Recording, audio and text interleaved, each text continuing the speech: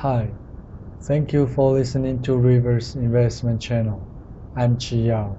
Today, we are going to look back into the history to understand what caused the once mighty empires to fall, and hopefully, we can learn something and avoid the same mistakes happened repeatedly in the history.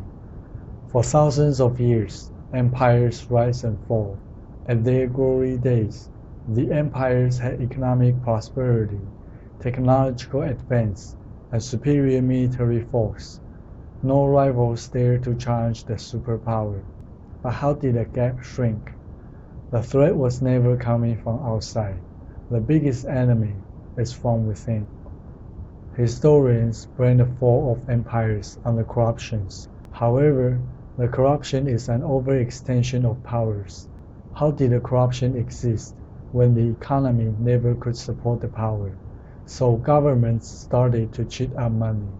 They claimed the value of the money is worth more than itself. From east to west, the failed governments overly minted coins and printed fiat currency to support their war on corruption.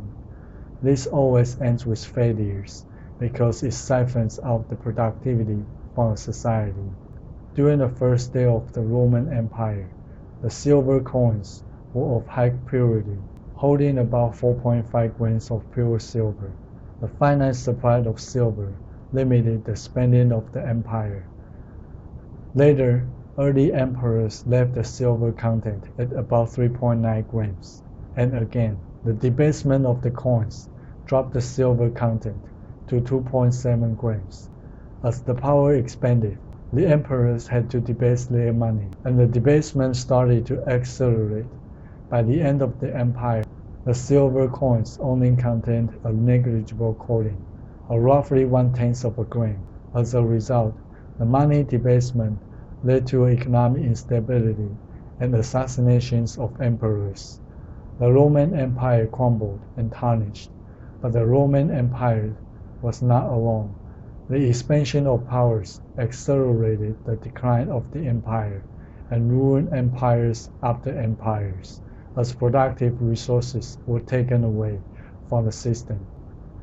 The Tang Dynasty was the first empire to use paper currency. At the early stage, it was the biggest and the most powerful empire on the planet at the time. Cloth and grain were also used as money as well as coins. Coins later became the dominant currency due to its superiority of divisibility and the medium of exchange. Later, fiat currency was introduced and eased trading. The empire opened exchange windows between paper currency and copper or silver coins. As the expansion of power started, corruption slowly took over the entire economy. The debasement for money led to a shortage of copper coins. The economy couldn't support the empire anymore. Social instability started to rise, and private coinage increased as the value of paper currency plummeted. As a result, hyperinflation cycle began and crushed the faith in the monetary system. The empire began nationalizing steel, salt, wine, and mining industries to maintain its power. Black markets emerged for private resources. Social unrest evolved to the total collapse of the empire. At the end, the Tang Dynasty became a page of once mighty empire in the history book. It is so tempting to finance the expansion of powers. The money debasement makes more problems as productive resources are destroyed. Once the first starts, it will be easier for the next to come by. The process starts to accelerate unless someone reverses the course.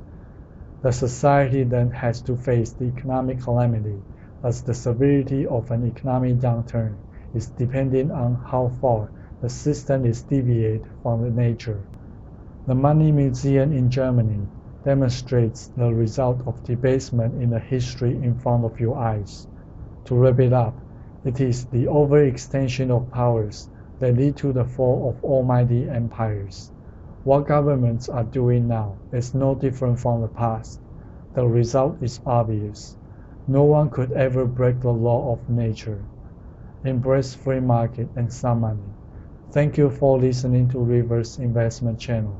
This is Chi Yao, signing out for now.